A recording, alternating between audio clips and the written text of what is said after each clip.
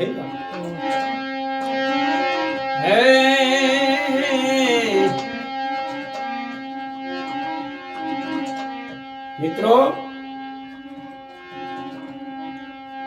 વાલબાપુનું પુસ્તક રવત ગામના ગાંદરે આપણને મળી ગયું હોય છે, અને ના મળ્યું હોય તો આપણી જોડે આવી પણ જશે.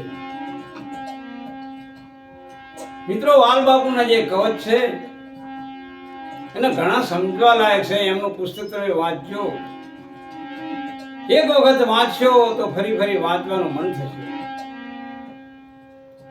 વાલબાપુએ જન્મ ધરી અને જગતના કલ્યાણ કર્યું છે, અને એ આપણને શું, એમના દુઆમાં આપણને શું કહે છે?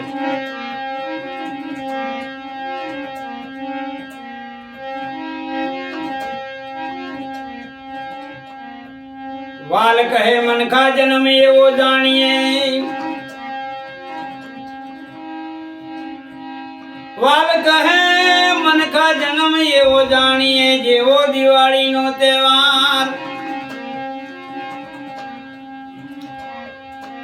વારે વારે મળે નહીં, ઈ તો મળે એક જ વાર.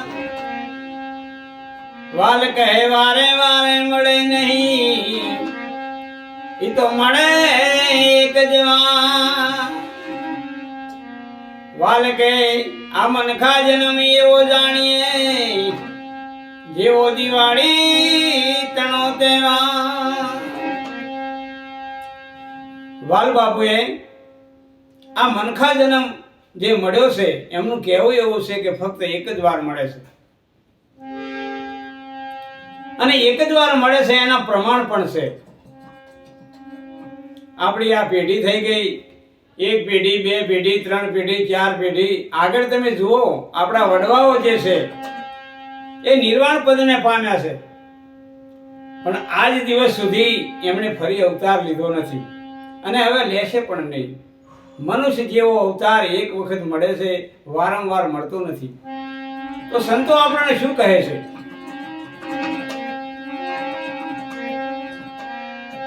આ મનખા દેહની ખોડ મોટી એક મોતની,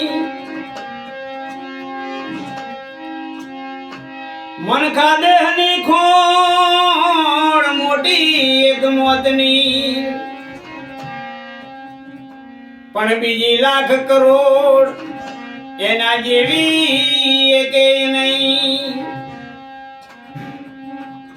આ મનખા જન્મમાં એક જ મોટી ખોડ છે, અને ઈ છે મોતની. મોત એક ખોડ એવી છે કે એનાથી બીજી કોઈ મોટી ખોડ નથી.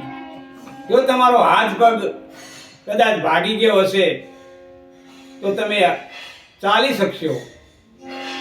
જો તમારો આંખ એક નહીં હોય તોય પણ ચાલશે, પણ જ્યારે મોત આવે છે ને બાપા, એટલે શેરી ઘડીની છે.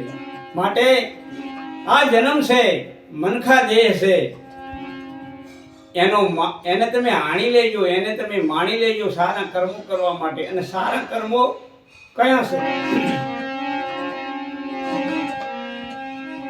સારા કર્મો એવા છે કે આ જગતમાં પહેલો તો કોઈને નડવું નહીં, કોઈની ઈર્ષા ના કરવી, કોઈની સાથે વેરભાવ ના રાખવું, આપણા બાળકોને સારું શિક્ષણ અપાવવું,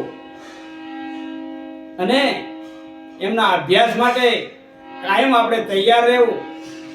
બાળકોનું તમે જતન કરશો તો બાળકો તમારું જતન કરશે. અને બીજું કહેવાનું છે છેલ્લે કે વાલબાપુના કવચ ઘણા છે, આપણે ઓછામાં ઓછા 50 ભાગ થશે. આપ સાંભળજો. હું 5-6 મિનિટ જ રોજ આપને મળીશ, અથવા એક અઠવાડિયે મળીશ. સૌ સારી રીતે સુખ શાંતિથી રહેજો, અને સારા કર્મો કરી બાળકોને અભ્યાસ કરાવજો. અને તમારી સંપત્તિ છે, તમારી શક્તિ છે, તમારો જે સમય છે એટલે સીધી દિશામાં વાપરજો, કોઈ ઉલટી દિશામાં વાપરતા નહીં. જય ભીમ, જય મોજીન સાહેબ, જય વાલબલા.